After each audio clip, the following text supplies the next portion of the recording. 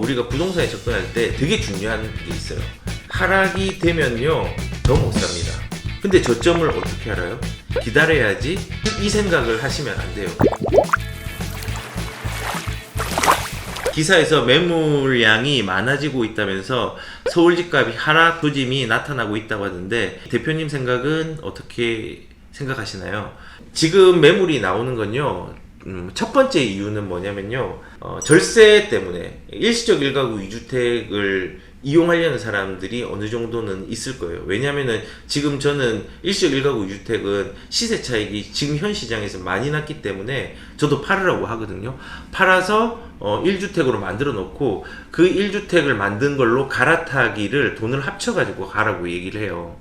그래서 그런 부분 때문에 일시적으로 늘어날 수는 있어요. 그리고 12월 이전에 이제 법인 물량들이 조금 나오고 6월 되면은 이제 2021년 한 1월부터 한 4, 5월까지는요 보유세에 대한 공포감을 느낀 사람들이 양도세보다 보유세가 사실은 좀 덜하긴 한데 무서운 사람이 있단 말이에요. 그 사람들이 이제 물건을 내놓을 거예요. 그리고 내년 6월부터는 거의 이제는 매물이 손에 꼽을 정도밖에 수도권에 안 나올 거예요. 특히 서울 같은 경우 더 그렇죠. 그리고 전통적으로 9월이 성수기예요, 성수기.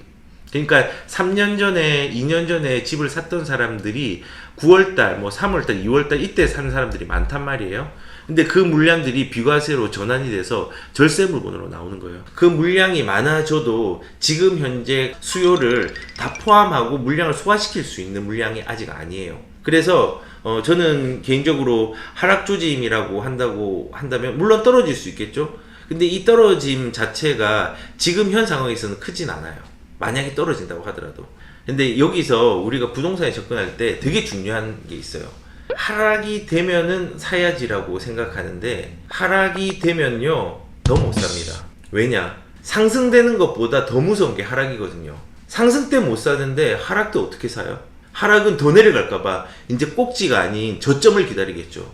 근데 저점을 어떻게 알아요? 이 세상에 그 누구도 물량의 저점을 알지 못해요. 그래서 이제 하락 시그널이 왔으니까 기다려야지 이 생각을 하시면 안 돼요. 그러면 언제까지 얼만큼 어느 정도까지 기다리는지 이걸 아무도 모르거든요. 그것보다는 지금 하락과 상승에 대한 부분을 상관없이 내가 목표를 세우는 게 중요해요. 내가 매도할 때 얼마에 가져가겠다라는 목표. 단 조건은 입지가 좋아야 되겠죠. 좋은 입지에 들어가야 되겠죠.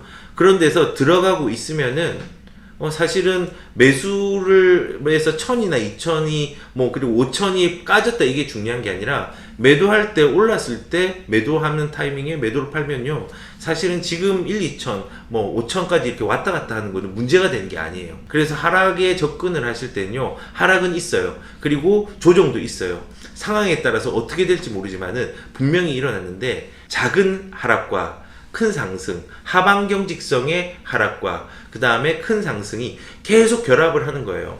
50 올라갔다 30 떨어지고 40 올라갔다 20 떨어지고 100 올라갔다 50 떨어지고 이런 식으로 계속 왔다 갔다 하면서 가격들을 조정한단 말이에요. 결국은 제가 말한 걸 계산해보면 우상향을 하는 거죠. 그래서 매수의 하락 타이밍을 잡는 것도 중요하지만요 매도의 타이밍을 목표를 잡고 가는 게 훨씬 더 중요하다고 생각을 합니다. 네, 그리고 JYK님, 긴 하락이 오게 된다면 대표님은 어떤 전략을 쓰실지 궁금합니다. 갈아타기, 팔고 기다렸다가 사기 등등 궁금합니다. 되게 재밌는 질문을 주셨는데요. 긴 하락은 그 성격 차이인 것 같아요. 이미 수익을 많이 냈다면요 손절을 해서 이제 새로운 부분으로 그 다음 상승장을 기다릴 것 같거든요. 만약에 내가 빨리 산 게 있고 좀 천천히 산 게 있어요. 그러면은 빨리 산 게 만약에 한 2억이 올랐고 그 다음에 한 5천이나 6천이 떨어진 게 있다고 쳐요. 그럼 그 두 개를 합쳐서 그 같은 해에 팔아버리면은 그 같은 해에 팔아보면 양도세가 누진세 적용을 받아가지고 마이너스가 돼요. 그러니까는 1억을 벌었고 2억을 벌었고 5천이 마이너스 되면은요 그 5천에 대해서 세금이 안 나오고 2억을 별도로 나오는 게 아니라 두 개를 합쳐서 1억 5천에 대한 양도세가 부과가 된단 말이에요. 그래서 그런 식으로 합칠 거는 합치고 어차피 저는 이게 5년에서 10년 사이에 그 가격의 상승장이 올 수 있는 부분이 있다라고 생각을 하기 때문에 그거를 좀 기다릴 것 같아요. 근데 이제 중요한 거는 부동산을 어느 정도 해보시면은 기다림에 유익이 있다라는 것들을 알지만요. 대부분의 사람들이 이거를 못 기다려요. 인내심이 부족하고 너무 불안하고 힘들거든요. 저는 개인적으로는 국가적인 위기가 오지 않는 한 그런 하락장은 올 수 없다고 생각합니다. 왜냐하면 서브프라임 아시죠? 2008년도에 모기지론 사태, 미국에서 서브프라임 사태가 일어났을 때 그때 하락이 연속적으로 일어난 게 몇 개월인 줄 아세요? 1년이 안 돼요. 11개월. 그러니까 결론적으로는 우리가 되게 길어 보이지만은 그 하락이 있고 다시 조금 오르고 또 떨어지고 왔다 갔다 했지만 연속적으로 떨어진 거는 한 11개월 정도밖에 안 돼요. 긴 하락장이라는 게 10년이면 못 기다립니다. 하지만은 3년 미만, 4년, 5년 미만이면은 기다리고 다른 갈아타기로 대체를 해서 전략을 세울 것 같습니다. 부동산을 이런 식으로 이해하시면 돼요. 강남이 있기 전에 도심이 있었잖아요. 도심. 종로랑 중구랑 거기에 양반들이 살았던 지역들이고 그 지역이 가격이 제일 비싼 동네였어요. 그런데 인구가 포화가 되니까 토지구획 정리사업이라는 걸 통해 가지고 강남을 만들었어요. 6, 70년대. 그 만드니까 도심에 있는 사람들이 강남으로 옮겨갔어요. 그리고 그 옮겨가고 도심이 좀 포화가 되니까 이제는 신도시를 만들었어요. 그래서 강남에 있는 일부의 수요들이 분당이라든지 이런 데로 넘어간 거죠. 그리고 용인으로도 일부 넘어갔고. 그러다 보니까 이제 도심이 노후화가 된 거예요. 도심이 노후화가 되니까 뉴타운을 만든 거죠. 새롭게 또 만든 거죠. 그리고 이게 새롭게 만드는 과정 속에서 또 보니까는 강남도 오래됐네. 재개발해야 되겠네. 또 새로운 신규물들을 가지고 그걸 또 물량으로 쏟아내는 거죠.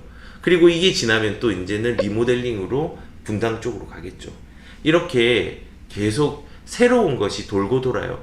헌 것이 새롭게 되고 새로운 것이 또 헌 것이 되고 또 헌 것이 새롭게 반복하면서 그런 주기와 그런 동선을 따라서 가격들이 움직이는 거예요.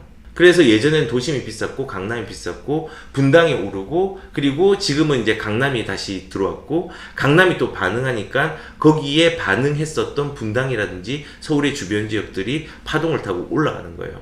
결론적으로는 그 부동산이라는 것 자체는요 그런 주기가 있고 무조건 그냥 강남이라고 계속적으로 오르는 게 아니라 쉬었다가 다른 물건들이 올라가서 그게 올라가면은 또 다시 이제 고가에 있는 주택들이 올라가고 이런 식으로 주기를 계속 돌고 돈단 말이에요. 근데 지금 시장 같은 경우는 이런 거예요. 1216 대책 때 9억에 대한 대출을 규제를 했고 15억의 대출을 막았잖아요. 그러니까 9억 이하짜리가 오르기 시작했어요. 9억에 가까이 되는 거 대출을 받을 수 있으니까. 그리고 이제 15억짜리는 잠잠하다가 지금 이제 내성이 생겨서 가격들이 올라가는 거예요. 그리고 이번에 이제 710 대책이라든지 6억에 대한 부분들, 대출에 대한 완화도 나오고 규제에 좀 사각지대가 생기니까 6억 이하의 주택들이 가격들이 계속 올라가는 거예요. 그리고 지금 그 노도강에 거래 절벽이 일어나지만은 그 와중에 신고가가 나오고 뭐 동아청솔 같은 경우는 10억까지 가고 호재가 없는 미아동에도 미아 사거리 주변에 보면은 아파트들 몇 개가 있잖아요. 이제 30평대가 10억이 넘어갔어요. 이렇게 계속 순환하면서 얘들이 이제 올라가면 이제 또 상급지가 다시 올라갈 거예요. 그리고 얘가 조금 멈추면은 중급지, 하급지가 다시 이제 키 맞춤을 하고 계속 반복이 된단 말이에요. 그래서 지금 이런 시장에 우리가 지금 머물러 있어요. 결론적으로는 지금 이런 그 순환의 구조는요, 공급이 크게 확대되지 않는 한 계속 유지가 될 거예요. 그래서 올해까지는 이제 상투를 잡는다 뭐 이런 얘기를 하는데 저는 개인적으로는 영원한 상투는 없어요. 상투는 계속 갱신되는 거고 좀 불행히도 양극화가 계속 심해지고 있는데 이게 멈추는 게 올해는 아닐 것 같아요. 내년에 공급이 더 심각해지거든요. 그리고 6월달 되면은 완전 시장이 아수라장이 될 거예요. 그냥 조용해요. 부동산 문 닫는데 엄청 많이 생기고요. 진짜 장난 아닌 시장이 될 거예요. 하지만 가격에 대한 부분들은 우리가 안정화에 대한 부분들 많은 사람들이 바라지만은 그게 되기는 어렵겠다.